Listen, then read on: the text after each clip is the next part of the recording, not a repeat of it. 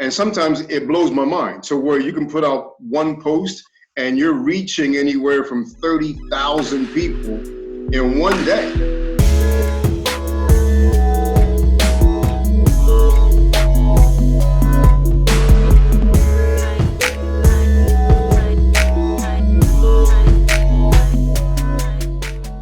Do you think that sense of collaboration and really sharing new ideas between chefs has become prevalent in today's age?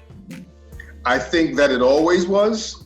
You know, you look back where Peter Kump and Julia Child were always doing things with James Beard, you know, like there's always been collaboration, you know, but I think that there are more and more chefs coming out of the woodwork together, you know, because I think that collectively, you know, we can make something beautiful. It's not just about the individual chefs anymore, you know, and because there are still a lot of chefs out there that, as I call it, the Hollywood syndrome, where everything has got to be all about them, you know.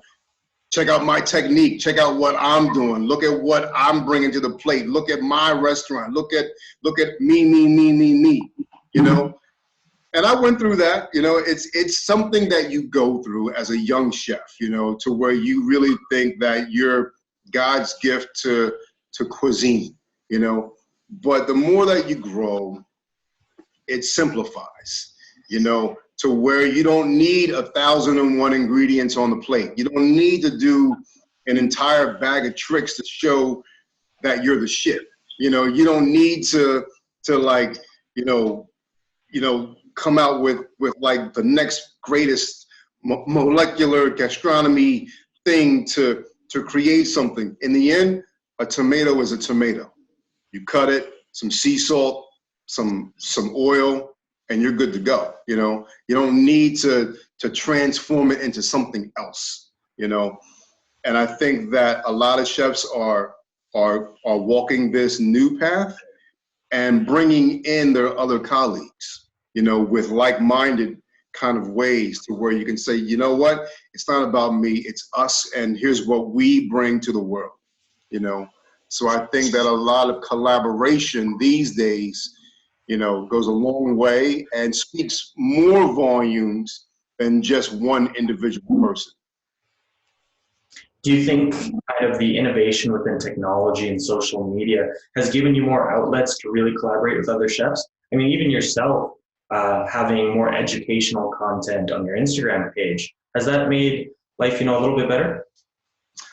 You know, it certainly has. You know, I think that because just in one day you can reach, you know, sometimes I look and see how much my reach goes, you know, and sometimes it blows my mind to where you can put out one post and you're reaching anywhere from 30,000 people in one day.